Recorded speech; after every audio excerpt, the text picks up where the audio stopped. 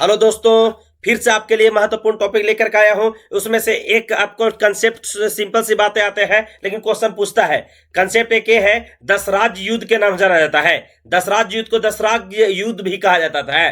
जो सबसे पहले क्वेश्चन देखिएगा, UPSC, JPSC, BPSC and other PSC में कहीं पूछ देता है कि दशराज युद्ध जो है कौन सा चैप्टर से, कौन सा काल से जुड़ा हुआ था, ये युद्ध था क्या, इसमें कौन कौन से लोग शामिल थे। तो मैं आपको 2 लाइन में बताने वाला हूं कि दशराज युद्ध क्या था। वैदिक सभ्यता के दौरान में ये लड़ा गया दशराज युद्ध, और वो जो है फर्रुखनी नदी के तट पर लड़ा गया था।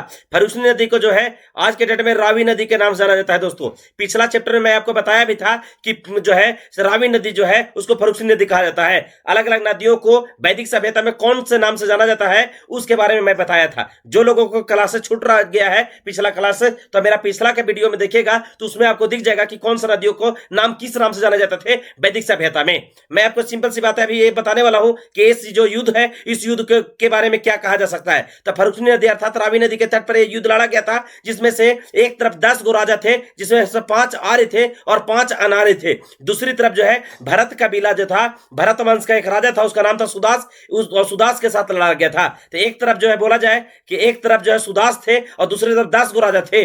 10 गो राजाओं में 5 गो आर्य और 5 गो अनार्य, और युद्ध लड़ा गया और युद्ध में फाइनली सुदास की विजय हुई और 5 आर्य और 5 अनार्य जो थे 10 राजा हार गए। सुदास जो है इसमें से विजयी रहा। तो इस युद्ध के बारे में ध्यान में रखिएगा दोस्तों कि फर्रुखनी नदी के तट पर किस प्रकार से वैदिक सभ्यता में लड़ा गया था, कौन कौन से इसमें शामिल थे।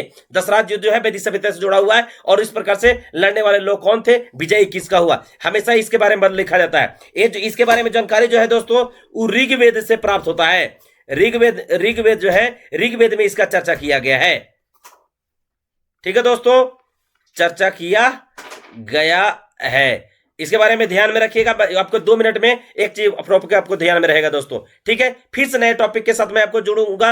इससे वैदिक सभ्यता भी समाप्त नहीं हुआ है, इससे महत्वपूर्ण जो भी टॉपिक है उसको मैं आपको डाल दूंगा, और इसी चैप्टर को पहले कंप्लीट करूंगा, फिर अगला चैप्टर में आऊंगा। दोस्तों, हमारा वीडियो में कंटिन्यू बने रहिए, आपको कंटिन्यू बेनिफिट मिलने वाला है, और आप देखेंगे कोई भी एग्जाम में मेरा टॉपिक से जरूर आपको काम करेगा। जिस दिन आप एग्जाम में जाएंगे तो मेरा वीडियो आपको याद आएगा कि मैं आपको बताया था दोस्तों। ठीक है, आज के लिए यही रखते हैं, फिर नेक्स्ट वीडियो मिलेंगे दोस्तों नए टॉपिक के साथ।